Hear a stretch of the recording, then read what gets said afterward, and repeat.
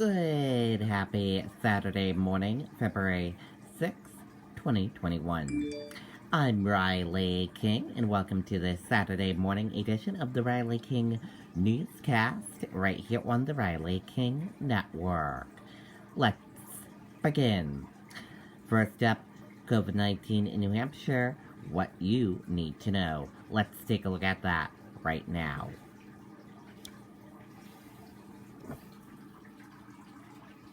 And here is a look at that information for all of you right now.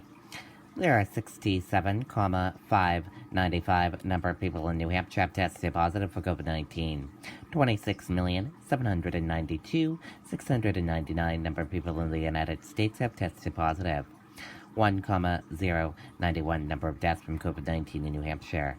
198 current number of hospitalizations for COVID-19 in New Hampshire. And 791 number of deaths from COVID-19 in the United States. And here's a look at this map of New Hampshire where current cases of COVID-19 are.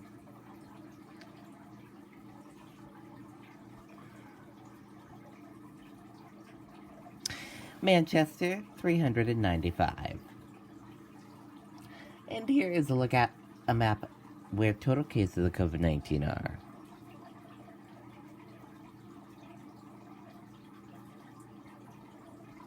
Manchester, 9,022. And let's take a look at these three charts here. Let's start with the first chart here. New cases each day in New Hampshire in the purple. Daily new positive COVID-19 cases. Orange, new hospitalization, and red deaths. Let's take a look at this chart here. Current cases in the purple. Current COVID-19 cases. Orange, current hospitalization.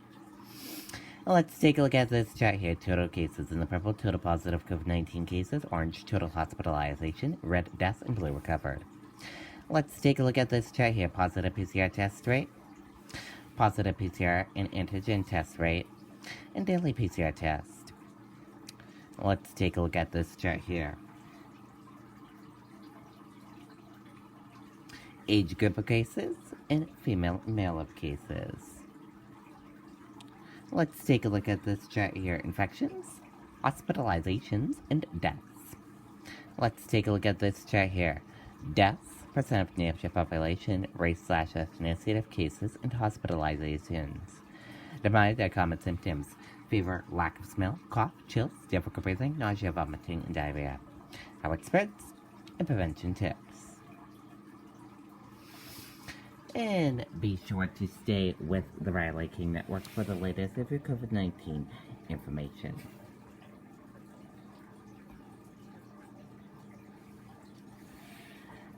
6 more Granite Staters die of COVID-19 as hospitalizations decline.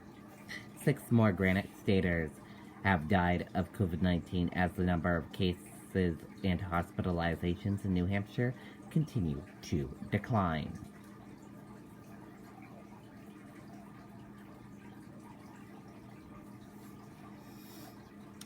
Johnson & Johnson vaccine could help speed vaccination process. Let's take a listen to that video from WMUR News 9.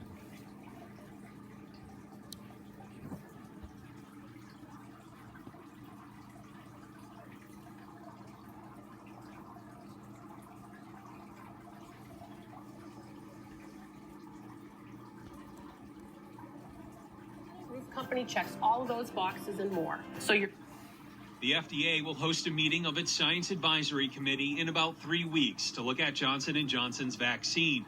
Early studies show that here in the U.S., it's about 72% effective at preventing moderate to severe COVID-19. Now, that's less than the 95% effectiveness of the 2-dose shots made by Pfizer and Moderna.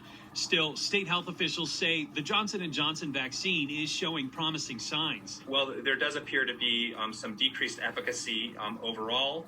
The vaccine remains very effective at preventing severe disease, very effective at preventing hospitalizations and deaths. State epidemiologist Dr. Benjamin Chan says the one-shot requirement of the vaccine will likely create an easier rollout. That'll help logistically get people vaccinated quicker.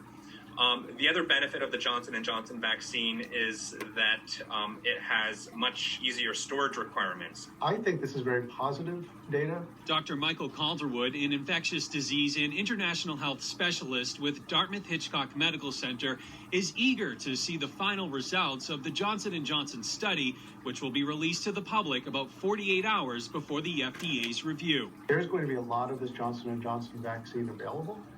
And to add to our current stockpile and get everyone vaccinated in short order. And now Johnson & Johnson expects to deliver 100 million doses to the U.S. by the end of June. Exactly how that will be distributed throughout New Hampshire, well, that is still up for discussion. The state says it really wants to see that final data to see if this vaccine will work for certain groups or if it can go right out to the general public. Reporting live tonight, I'm Tim Callery, WMUR News 9. Okay, and there you go on that video and that report.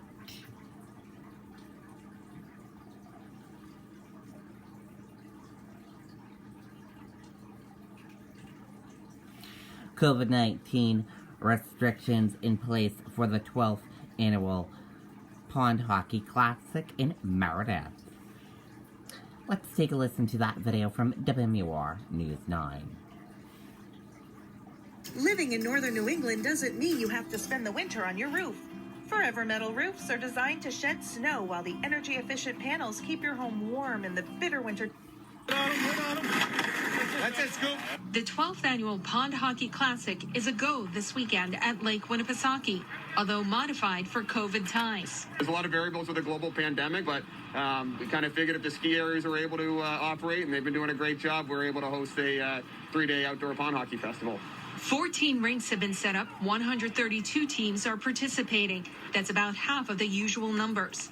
And for the first time, the event is fenced off with no spectators allowed. Also missing this year, beer garden, team locker rooms, and live music. So a lot of the things that were going to get crowds to congregate, we pulled out, and it's really just teams of 8 playing some outdoor hockey against another team of 8 players. They play 4-on-4 out there, so able to enjoy it. And players tell us they have. Our lofty goals are to really just have a blast. And there's nothing better than skating on the ice when there's no one been out there. You're the first person to just put a cut in that ice, and it's just the best. The organizers also had to contend with the weather. They weren't sure if the ice would be frozen enough in time, but the environment cooperated. We started to feel it Wednesday and said, this is real, the rinks are up. They were out there doing the rinks, and we said we can't wait to go. So yeah, it was just a great way to kick off 2021. The Pond Hockey Classic continues all day Saturday, half day on Sunday. And again, no spectators are allowed this year, but you can certainly catch a glimpse of it here in downtown Meredith. At Lake Winnipesaukee, Nalko Funama, WMUR News 9. Okay, and there you go. Looks like fun, but no spectators this year. Former Concord High teacher charged with sex crimes had been fired by SNHU Arena. Joshua Howard, accused of soliciting teen for images and sexual acts. Let's take a listen to that video from WMUR News 9. Living in northern New England doesn't mean you have to spend the winter on your roof. Forever Metal roofs are designed to shed snow while the energy-efficient panels keep your home. 38-year-old Joshua Harwood remains jailed this weekend after pleading not guilty Friday to several sex crimes involving a minor. Harwood had been teaching at Concord High School for just a few months when the allegations were reported to police in December. In 2019, prosecutors say Harwood began messaging with a Concord High student through social media sites. He allegedly solicited the teen for nude photos and sex acts in exchange for money payments through Venmo. To say that these allegations are very troubling would be an understatement. The defendant is a high school teacher. This is a position of trust in our society, which involves direct contact on an ongoing basis with minors. Prosecutors say Harwood continued to pursue the alleged victim even while at work at Concord High. In one incident, court documents say Harwood posed as a Concord High junior. All of that is very disturbing and leads me to conclude by clear and convincing evidence that the defendant is a danger to the safety of the community. The Concord School District placed Harwood on leave, later firing him. And now we're learning Southern New Hampshire University also fired him in 2019 over allegations of sexual misconduct towards a student. The defendant sent explicit pictures of himself in his office to a student while making advances of a sexual nature and inviting said student to his office to engage in sexual acts. Harwood has not been charged in connection to those allegations. In court, his attorney argued for his release. As the state acknowledged, Mr. Harwood, at 38 years old, has no criminal history whatsoever. But the judge held Harwood without bail. Another hearing scheduled for Tuesday. Mike Cronin, WMUR News 9. Okay, and there you go on that video and that report.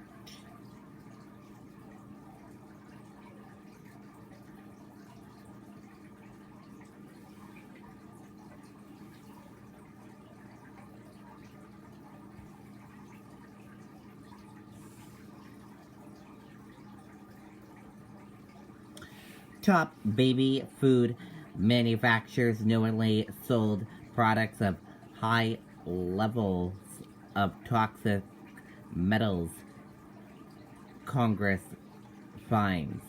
Let's take a listen to that video right now.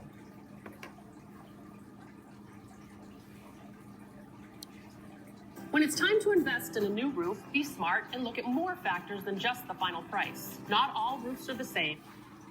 New this morning, a congressional investigation has found some of the top baby food manufacturers knowingly sold products with high levels of toxic metals. Now, according to the report, dangerous levels of arsenic, lead, cadmium, and mercury exist in some baby foods. Those metals have lasting impacts on a baby's brain development. And the FDA has not set a minimum levels for these types of metals in infant food.